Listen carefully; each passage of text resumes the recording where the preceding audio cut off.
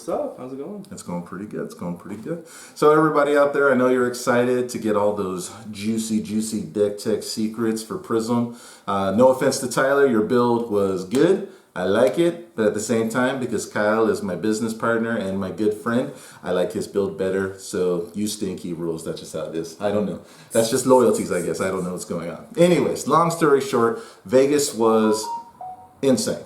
And even the phone agrees. It's absolutely 100% one of the best times that I've had as a professional team owner and also as a business owner and also as a TCG player. There were some elements that we probably could have improved upon. I would call those the negative elements. And we're going to talk about that in a second. But first, let's just get right into the main event, which was Classic Constructed. We went through roughly 7 rounds of Swiss that first day. Why don't you run us through just kind of an overview of your matchups, what were really good for you, what were kind of your anti-matchups, matchups that kind of hurt you along the way, and just kind of run us through it. Well, everyone had to deal with Chain. Oh, God. You're going to see Chain in the tournament. I saw 2 Chains day one. I beat them both. We just kind of changed things up. We just go for a full fatigue them out, control strategy. Outside of that, we ran into Katsu. That was my worst matchup. Aggro Katsu it's just a race. He just fights me and he just goes harder than I can go. And sometimes you just try to roll it high. Outside of that, we played a Prism Mirror. We played an Azalea. A lot of those were just big fights. We just throw auras at them. Then I rounded it off with like a dash and a control Katsu, which really aren't the worst matchups for me. So it worked out. Yeah, I ended my day playing a player from Kitchen Table Meta who was running a Prism deck, and ending on Prism as Reinar is kind of nice. You feel like the tournament's just like, hey, look, I know you've had a hard time. Shout out to Craig Pollock and Namvo. Those guys were running Bravo, and they both made it in. I think Craig got 30th, and Nam got 46th, I believe. Don't quote me on that 100%. I think it was 46th. And those guys did really well the next day. I think Craig actually finished 10th. So he was like very, very close to getting to the top 8. So my only 2 losses for the day were against guys that were really good. And on top of being really good, they drew the nuts. That's how you win. Oh my God. 3 crippling crushes from Namvo, 2 crippling crushes from Craig Pollock, multiple mangles from Nam. These guys, it's being good is one thing. I can accept you being good, just edging me out. But also drawing the nuts, I mean, oh God, it was sad. It was sad. It made me feel sad as a person. But it was a good time. Shout out to Team Covenant. Those guys were there, trying to make things work. Steven was playing Azalea, kind of scrubbed out a little bit. Yeah, he actually talked about you in their video, so that's why I wanted to give them a shout out. But anyways, and then I think, let's see, 5 and 2. Yeah, 5 and 2 for Zach, and he was running Viscerai. Which Viscerai was interesting, wasn't it? Did you see any of the Viscerai players? I heard a lot about it that day. I didn't play any, but I heard about a lot of them popping off. Yeah, if you were going to come in rogue with anything, I think the OTK Viscerai version was really hard to deal with, especially for players who hadn't actually been getting a lot of practice against it. So coming in and not having the right gear set up, and then also not knowing how to play against Vexing Malice, which I think that's the card that really shuts people out, because you just get them to 1. Most of the time, people are only bringing in the Arcane Barrier 1. Yep. So once Vexing Malice hits the board, it's a 2, and that's game over. And you can do that on any of the versions. So, and with Rattlebones, being able to pull that attack back, if it happens to end up as a blocked card in your graveyard, being able to pull that back, it's pretty insane. Yep. It's absolutely insane. What were the interesting decks that were in the Classic Constructed event, the main event? What were the interesting decks? I think I already know the answer, but I want to hear your answer. What do you think the decks were that were there that didn't have a chance, or you think didn't have a chance, but actually ended up making day 2? Oh gosh, day 2. There was only one. There's only one? Yeah. Oh, you mean the Kano? Yeah. But I heard there was a Kano in day 2. I was like, oh, that's crazy. Absolutely insane. I think the biggest draw for Kano is that if you know how to sequence it correctly, you can catch everybody sleeping. And there are some big turns, and we've seen them, where you can go 9, 10 cards deep and end up, throwing out 35, 40 damage. It's a one-turn kill sometimes. It's actually very, very crazy if they catch you on a turn, or they catch you in the process of a game where you can't effectively shut down Lessons in Lava, you can't effectively shut down Sonic Boom. So not being able to shut down those cards that allow them to go get other cards to free play, not being able to shut down Aether Flare, and that's a damage bonus. Like, I'm going to deal you 3, and then the next Arcane's going to get +3 Arcane. It's insane. It's absolutely crazy. So these combinations can go off, and if you've never played against it, like if you come in here with your sideboard ready for the chain, 22% of the field, ready for Katsu, 14% of the field, ready for Bravo, 12% of the field, ready for Prism even, which some players, that surprised me a lot. In your matchups with Prism, how often did a player not understand how Spectra worked? I had a couple judge calls actually. A lot of different calls on Spectra, and what you could do when you played an attack or what you couldn't do. Yeah. And we had to do a lot of judge calls just to clear that up. Just to make it clear for everybody watching the video, that I always try to break it down as simply as I can. When you're playing against Spectra, on play effects, you get those. Okay? But if you're swinging a weapon, remember, the layer never gets created, so nothing gets used up. Easy peasy. But anything else that requires the layer to resolve, you don't get it. Simple. Simple, simple, simple. Unfortunately, though, it wasn't that simple. And that kind of brings us to the negative positive breakdown of the event. It's a good segue in, I think. And I want to start right off the bat with judging. So, I've never been a person to criticize anyone and then not come back with something constructive afterwards. So that's what we're going to do, and that's what we're always going to do in any video that we do. So let's just start with the criticisms and then right into the constructive critique, if you will.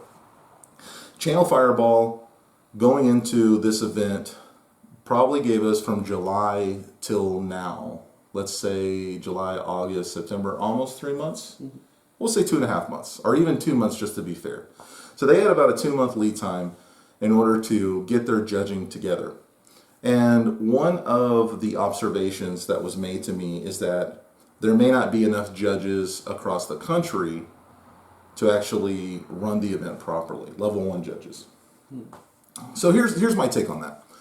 If we had over 900 people show up for the event and we had 750 people play, roughly what you want to do is a 1:32 or 1:64 ratio for judges, because you need to cover an area.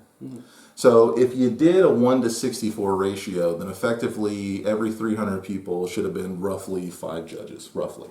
Okay, so we should have had about 10 to 12 floor judges with 1 head judge making the final decisions. That's the way that I would have run the event. And I've hosted several events, and I've run major tournaments before. I've worked for a lot of different companies as well that do that kind of thing. And I've attended a lot of events over the past 20 plus years of doing Magic the Gathering and Dragon Ball Super and every other card game, Argent Saga, all those games that we played and we actually went and competed in. What was your... I know I'm not getting to the exact point of it, but the exact point of it is that we had a failing at the calling with the judging, and we could have done better. And I'm going to get to the constructive aspect of it here in a second, but I want to hear Kyle's takeaway of his experience with the judges and what he thought specifically about the judges. I mean, it was obviously for the Tales of Aria event. It was a lot of new cards. There was a lot of little questions everybody had. I really can't blame anyone for not being fully caught up with what Tales was bringing us. Yeah. But at the main event, it was a little disheartening at points where, we had such common questions that, required, I want to say 10 to 15 minutes to get resolved and then have an extension. And we usually had to get more than one judge involved. It was just a big hassle. So, constructive-wise, or at least what I would say going into all these other callings that we're doing, the narrative that I'm basically setting here is that we had several floor judges, and on multiple occasions, we had these floor judges communicate to the players and to each other that they weren't level 1 judges. And then I think I had someone try to tell me he was a level 2 judge, which, you know what, as a store owner and as a player and as someone who's taken the judge test, I have never seen the ability to become a level 2. I know that there's some theory craft to it, and people are talking about it, that it may be a written test that's going to happen at a calling. I just haven't seen the invitation for it. So if this person who came to me and said he was a level 2 judge is actually a level judge, my apologies. But at the same time, I haven't seen anything about it. So I don't know how that's possible. Also, I had another judge come and tell me that he was the co-head judge, which I've also never heard of either. In any tournament that I've ever seen, there's always just been one head judge that has the final say. And we were introduced to her at the beginning of the event, so that was kind of a weird situation as well. My constructive criticism for all of these failings, whether it be the fact that we didn't have enough level 1 judges or people who were super knowledgeable about the game, is that it takes time, energy, and effort on the part of Channel Fireball if they're the ones that are going to be running these events. And all of the testing materials and training materials are provided by LSS. So this is something that can be solved with just the right promotion of the program. When I'm a player and also a judge, my idea of playing the game is that I want to be competitive and I want to have really good prizing and things of that nature. But you can get a different breed of player to sacrifice their ability to play and come and judge if the compensation is right and if the pricing is right for them. So for example, we're talking about equatable pricing, not same pricing. So if I compete in the main event and I get a gold cold foil, that's something that's very unique to competition. But at the same time, if we were to do cold foil judge cards that have judge written on them or that are designated for judges only, that are not, how shall I put this? Not something that's like played often. So for example, like you have iron rot armor, right? True. Okay, so let's say in the judge program they said, you know what we're going to do? We're going to do gold cold foil iron rot armor. It's not something that's really played by everybody, like an Arcanite Skullcap or a Vestige or boots or any of those kinds of things, but it's desirable as a collector. And if you're a collector who's in their hobby, i.e. flesh and blood, and someone says, hey, you could be a judge and get some cool collectibles, then that's something that's going to incentivize you to be a part of that program. And I don't think we have that incentive right now. I'm not exactly sure what the judges were compensated. I know from some of the posts that they got some product and some play mats and some other things, but I don't think that the players who are super knowledgeable are being incentivized to not play and also judge in a way that is conducive to a really well-run event. The event for me wasn't the best event I've ever attended. I saw a lot of posts from some players that I actually respect that were basically saying this was the best run event that they've ever been to. I've been to a lot of events. This isn't the best run that I've ever been to, but I did enjoy the event. It doesn't take away from them doing a good job. It's just that with judging, it has to be on point, especially for a professional level event. If this is truly a professional level event, there should never be a judge on the floor that is not L1 or higher if we have more levels. I mean, that's my opinion. And I think that that's something we can achieve through compensation and training. And I don't know if that was actually done for these judges. I don't know if they were actually pulled in and they were told, okay, guys, here's what you're going to need to study, and then we're going to test you over it. And if you don't pass that test, we're going to give you maybe 1 or 2 more chances before we cut you from the program. We've got 20, 25 people in the pool, and we're going to winnow that down to the number of people that we need based on your testing scores. And I don't think that was done. And if you're going to be running a professional level event, you've got to take the time to do that. And I don't want to hear the excuse that there's not the bandwidth because, as store owners, we have to compensate for bandwidth. If we don't have someone coming to work, if there's a bigger event that we're hosting that we don't normally have the coverage for, the pricing for, whatever the case may be, we compensate for that. And that's just what you do. And I don't think that that's something that was done at this event. And I think that was one of the major failings. And it's something that we can improve upon going into future callings. So if anyone is listening to this that actually has an ear for it, that's my constructive criticism. You got to get a pool of people together, train them up, make them take the test, train them up, make them take the test, and winnow that down to a really good judge core that we can actually have at these callings. And that might include monetary compensation. I mean, that's definitely something we should always be doing. We should be compensating people $10 an hour, $15 an hour to do their judging, plus whatever we're giving away for pricing. So that's my takeaway. What do you think? I think compensation is really important. I feel like most games have like judge staples or little things that push them to want to take that direction, so that it's just it's worth not playing to to do your hobby in a way and be compensated appropriately. Do you think it's important for the companies that are actually doing these events to highlight their judges and give their judges a podium, a spot to speak from, so that they can get the same recognition as a really good player?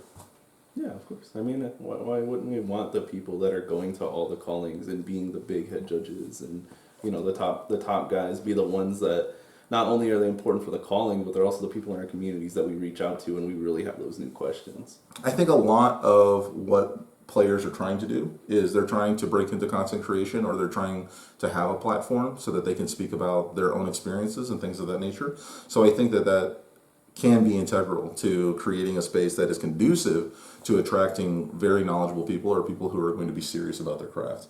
So that's one thing. A positive thing. I would say one of the most positive elements of the event was that we did so much better in reporting and transitioning round to round on day 2 than we did day 1. I don't know what happened between day 1 and doing the pre-release, because that was 20 to 30 minutes between every single round. But in day 2, we stepped it up and went and just knocked it out of the park. I think we finished all of our rounds fairly early, like around 4 or 5 o'clock. It was super fast. We were just going. Yeah. And that was nice. That was really nice. I don't know what they did on the back end. I don't know who stepped up and made sure things were going and flowing, but really good job day 2. Absolutely knocked it out of the park. And when it comes to running a tournament, getting your rounds done and transitioning round to round and doing it in a very timely manner is just it's literally just the best experience anyone can have. Day 2 is really nice. Day 2 is so nice. That's the positive. Any negatives or positives that you can think about as far as the event specifics? I don't really think of anything like too negative that really came in. I mean, Tales of Aria, the first day, it started a little slow. It took probably an hour to get everyone going, passing out everything we needed. Little issues with the cold foil situation, but they fixed it all up, and then it was just in between, it was like an hour and a half in between every round for like a 30-minute sealed match. My constructive criticism for any future sealed events is to have the play area completely covered, i.e. no one's allowed to sit there, and you have multiple people watching that area. Have it there's a word for it, have it cornered off, or whatever you want to call it. And when you do that, you can take all the supplies, all the materials, everything that you need to do, and set it out, so that way when it's time to start round 1, people just go, they sit down, everything's there. Everything's there. There's no issues whatsoever. Nobody's waiting for a judge to come around and give them a play mat. Nobody's waiting for people to come around and give them booster boxes. Everything's on the table. Everything is ready to go. You can say, okay, guys, begin, and then we're just ready to go. So that's my constructive criticism for that. When we got there to the event on Friday, everyone was just sitting everywhere. And then it became like wrangling cats, which is pretty much how it is with TCGs in general. And it took a long time. It took a very long time to hand out the promos, to hand out the play mats, to get the booster boxes down. And then you wanted everyone to start at the same time, so that was another thing. And it's just, I feel like that could have been done better, and I feel like they had enough staffing to do it that way. What do you think? Yeah. So, criticisms, but a little constructive criticism right after it. Hopefully, again, this is something we can improve upon, because I think at the end of the day, the idea behind doing sealed in October was that we wouldn't have unlimited till November. So we want to make sure that everyone has equal access to the game and can participate in these big events, be a part of the excitement and everything else. But at the same time, we want to make sure that if it's a professional level event, we're running it at a level that feels professional. And there's going to be that delineation and that separation. I know that we're trying to attract new people to the game, and I get that. And I'm sure James White and his team, they're thinking about that all the time. I know for sure Alan Hill is. But at the same time, we also need to make sure that the expectations are being met of the player base, the actual competitive community who are actually paying the money for Airbnbs and hotels and food and lodging and jerseys and everything else, that they're getting a good return on their investment, i.e. they're enjoying their hobby and they're doing it at a level that they feel is professional. And I'll give you an example. It's a casual event when we do these pre-releases. But at the same time, we shouldn't allow people to take things back that should not be taken back. So for example, if you're playing Briar and you go non-attack action, create embodiment of lightning, you've done 3 things. So as a judge, even if it's a casual event, I'm not going to let you go into your pitch zone and pull a card back and switch it with another card from your hand. Period. You've done 3 things. You've resolved 3 things. Whether it's casual or not, that's the kind of thing that I don't want to see, even if we're in that situation. You know, regardless. You know, if you're nervous are a part of the game. Game IQ is a part of the game. Sequencing is a part of the game. All these things need to be instilled in players, whether the learning curve for the game is high or not. Because when you do things like that, that's the expectation that you set going forward. That if it's casual, even if you make a big mistake, we can rewind the game state 3, 4 things and then allow you to take something back. That's not good. I don't think that's good for anybody. What's your opinion on that? I mean, we should always keep things, smooth and cool, and play how you're supposed to play. So your opinion is to vaguely say nothing. I have no strong opinion either way. Let me say nothing to you, and you interpret it the way that you want to. That's what I heard from you. Yeah, whatever.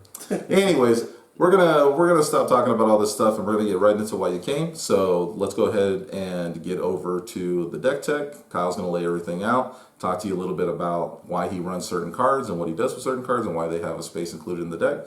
And hopefully that's something that you can learn something from. So let's go. Alright, so we are playing Prism.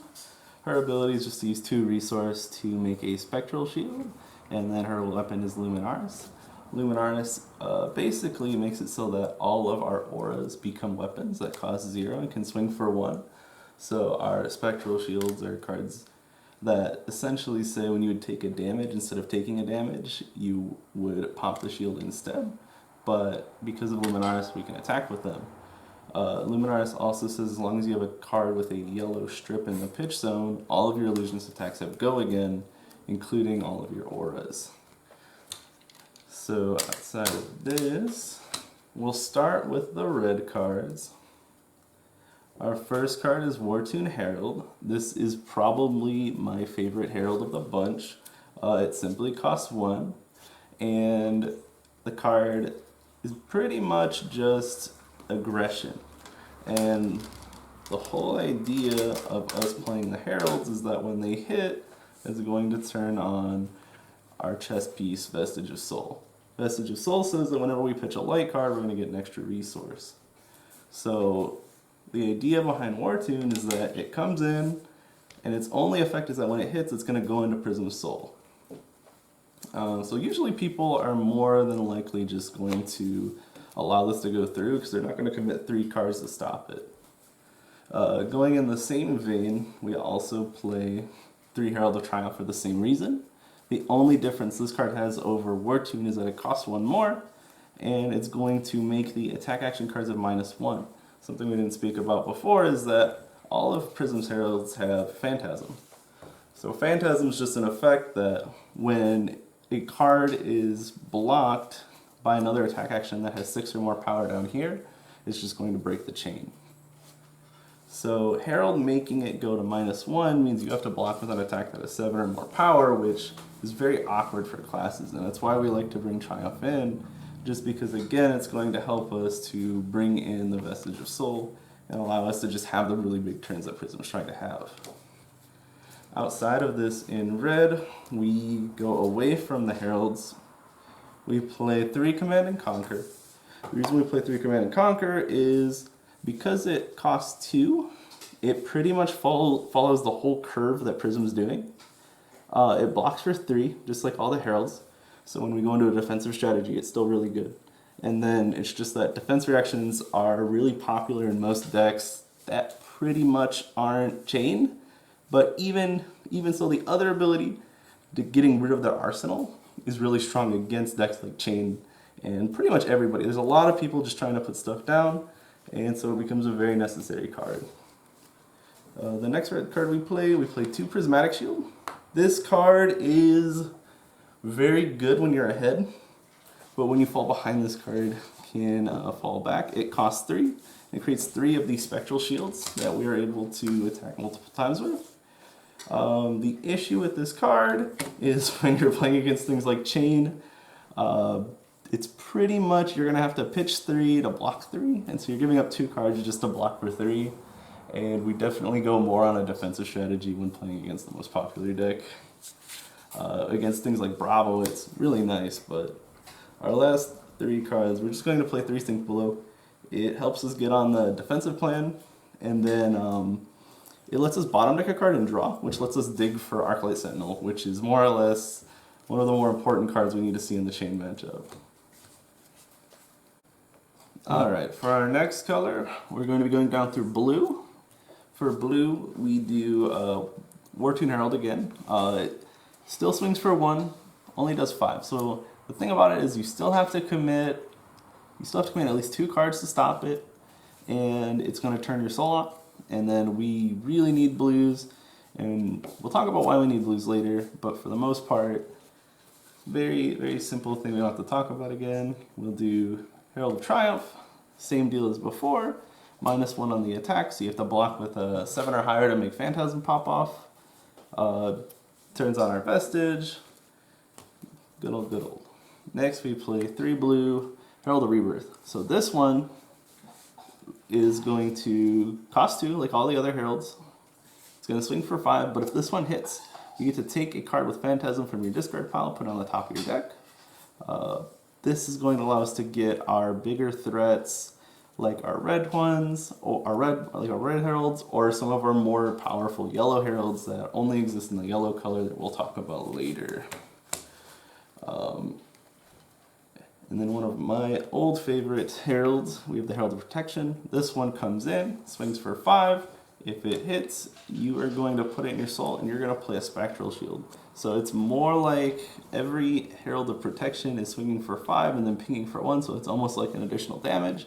And then it's also, you know, this shield that does an extra damage also essentially heals you because it's going to reduce the damage later as well. That is it for the heralds. So the next blue card we play is Impenetrable Belief. This card says if 3 or more cards have been put into your opponent's banish them, this card blocks for an extra 2. So this card is super good because chain is such a prominent deck, and we just get to block for 4 on a card. Outside of that, the fact that it's a light card means that we can still pitch it for whenever we're using Vestige, and all of this will come full circle when we get back into the yellow cards. Outside of that, it's mostly just a really good call into chain, but we still bring it into other decks just because we need the blue pitch. Outside of that, we play 2 Illuminate. This is another light card, just like the last, so that it can pitch for Vestige. And it usually just comes in because it's a 0 cost that just comes into your soul. In certain matchups, we just want to fill our soul up.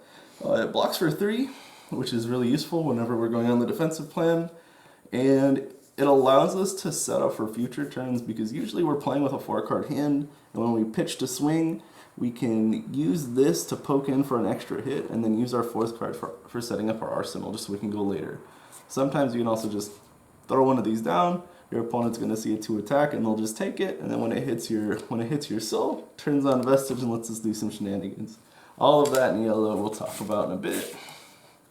And last but not least, we play 1 Lunging Press. This literally is a card that just allows some of our heralds to just poke in and do their thing. People just aren't expecting it. So in the worst case, this card will have to block for 2, or you're going to use the 1 resource, or use the 3 resources to do some shenanigans.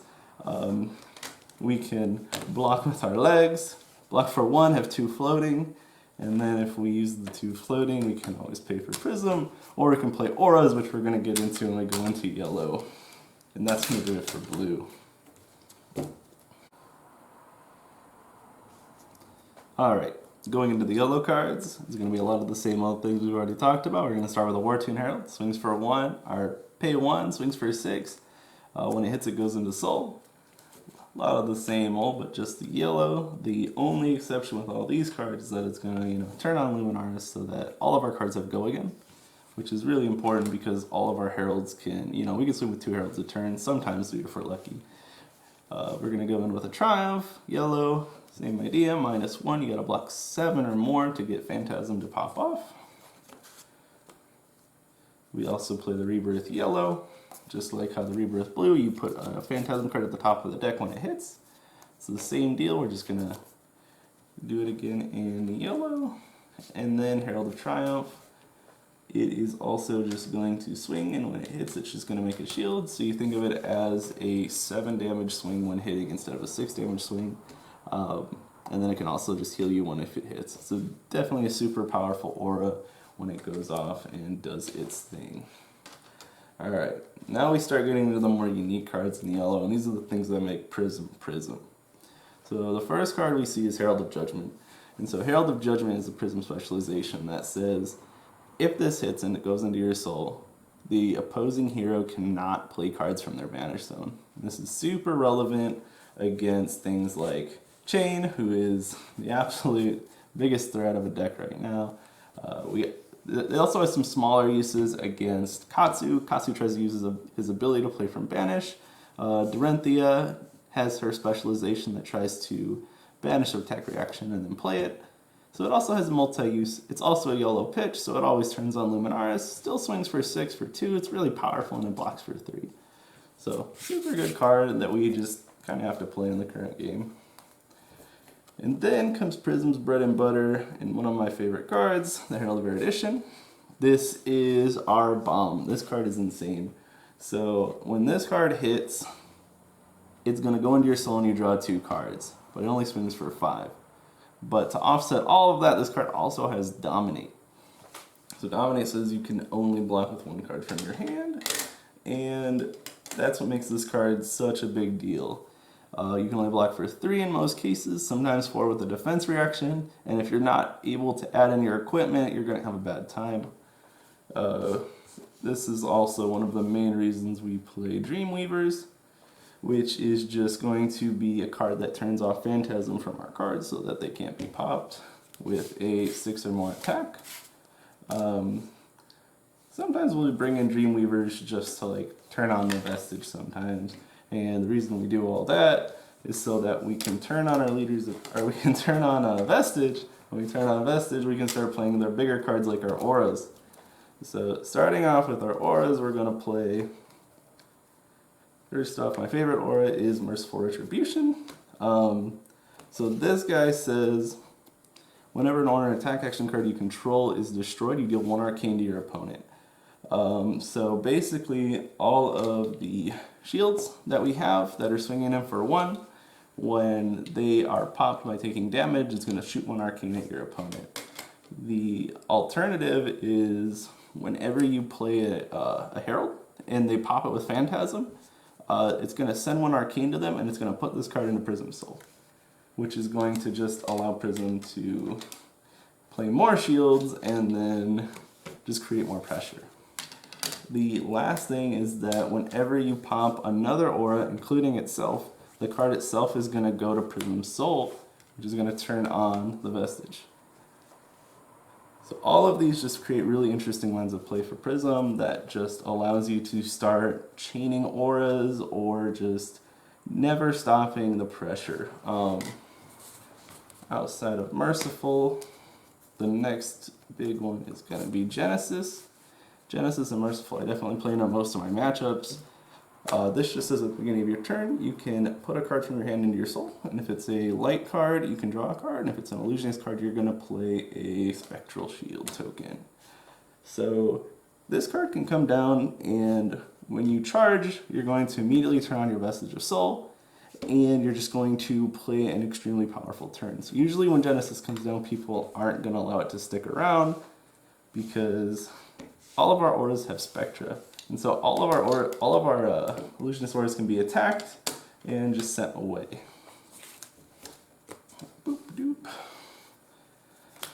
Our next aura that we play, so we play Ode to Wrath.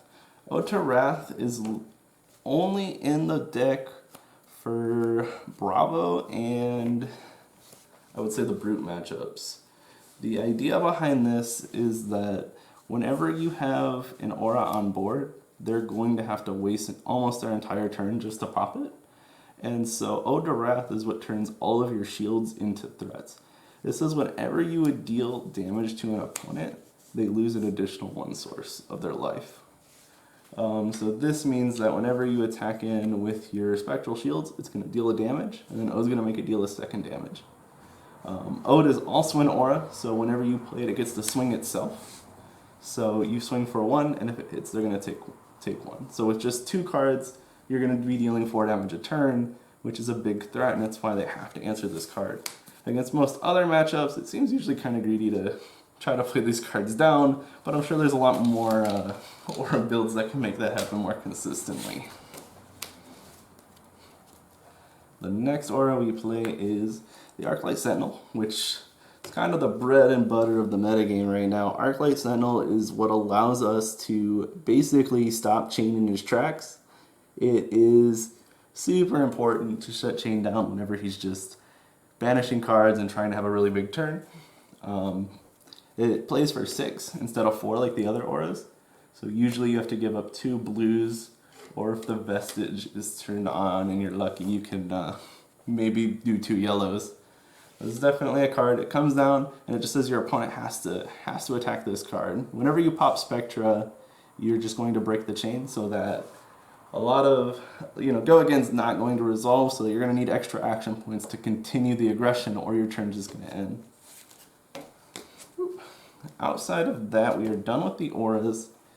So we're going to go into just good generic light cards. Our first one's going to be Celestial Cataclysm. So this card is a 7 light action attack. This is important for when we play the mirror matches because this card can pop Phantasm, which is super important in the mirror match. The card is also yellow, so it's going to turn on our weapon so that we always have go again. And sometimes if we have 3 cards to banish, it's just a 7 attack that is go again. So usually when it comes to closing the game out, you can have this to just push an extra 7 damage, but in the worst case, it's a yellow pitch, so you're just going to keep your turn going. It's also a light card, so when we have Vestige of Soul on, it pitches for 3. Our next card is our defense reaction, Soul Shield. You pay 2, block 6, and then when the combat chain closes, this card goes into your soul, which is super important because it's just going to feed soul for our leader ability to play a spectral shield. It's also going to turn Vestige of Soul on your opponent's turn. So sometimes you'll pay 2 to block with this, and then with the other 2 cards in your hand, you can pitch a blue and then play an aura for 4. There's one other card that we can play, which is why the Vestige is so important, and that's going to be Tome of Divinity. Tome of Divinity is a very powerful card in Prism. It says to draw 2 cards, and if you put a card in your soul this turn, you draw 3 cards instead. So this is one of the main reasons why Vestige of Soul is so important and being turned on, because all we have to do is pitch 1 blue card and play this from hand, and this card is a +1. Another card we play is our Halo. Our Halo can be popped to put a card in our soul. We pay 1 for it, and when we put the card in the soul, we draw a card if it's a light card. All these things chain together let us have super big dynamic turns and allow us to do all of that good stuff. Last in the yellow department is we play 1 Phantasmify, and this card just gives us +4, and it makes our next attack Illusionist.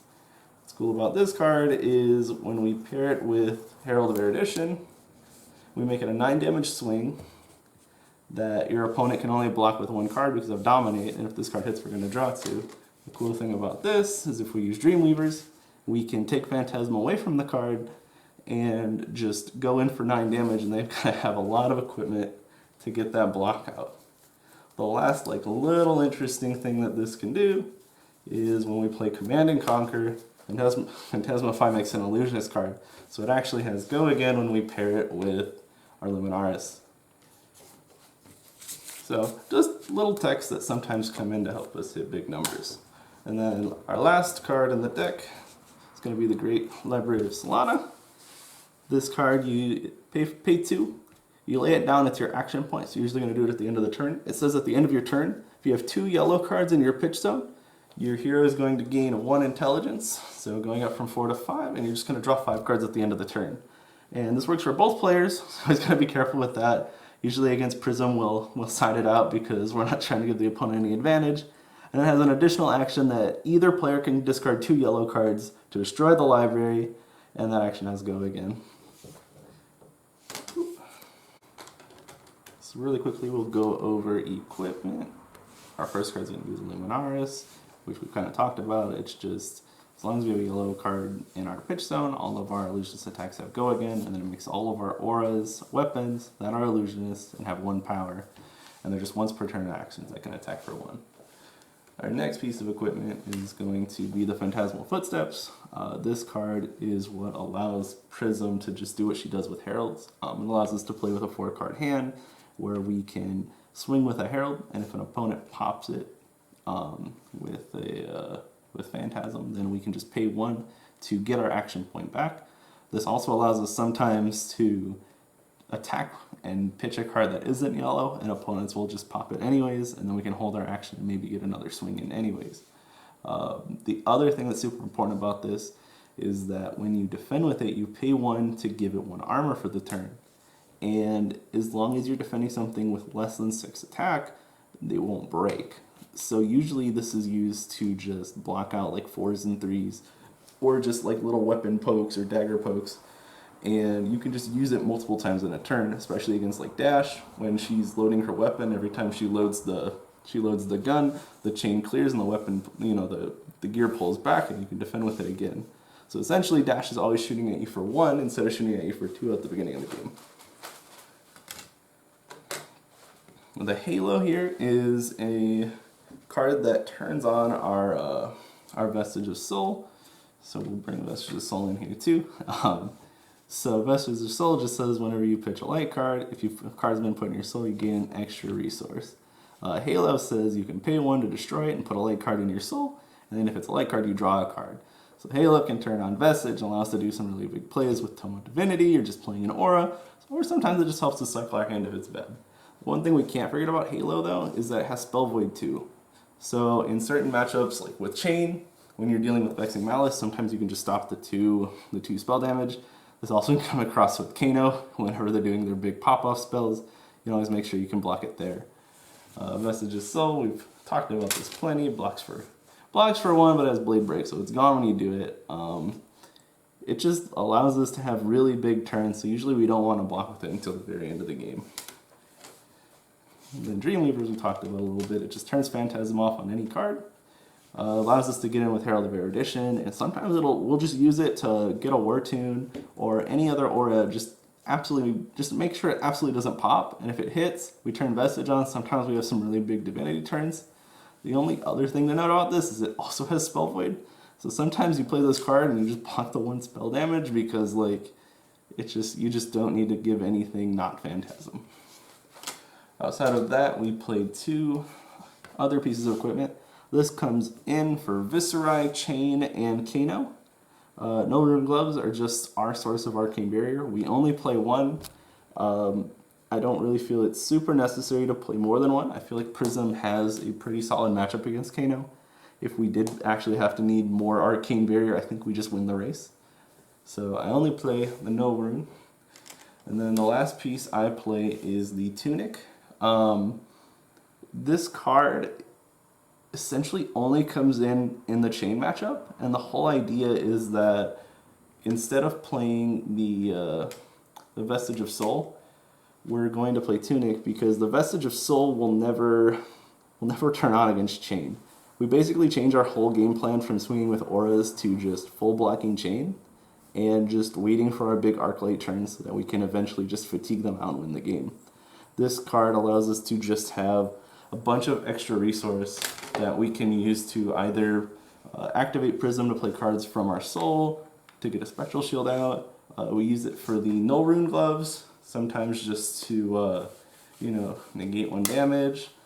Sometimes we use it just to turn on the Phantasmal Footsteps. Usually against Chain we can use Phantasmal Footsteps 2 times a turn, so it's just like it's a 2 block for 1 resource. And I would say the last big indication of Fyndlspring Tunic is sometimes we'll use the 1 to actually attack with a War Tune Herald. This lets us just squeak in some early damage, or it's going to allow us to swing at Ursur when Chain has the big minion turn. That was the Prism deck that I took to the Las Vegas Calling. I believe I played 6 chains. I was 5-0 until top 8. That's when I lost to my first chain. They knocked me out of the tournament. Outside of that, I mean, it was a really fun deck. It's a really cool event. Had a lot of fun. If you guys have any questions, leave them in the comments. I'm willing to, share any information I have about Prism. Outside of that, hope to see you guys at the next calling.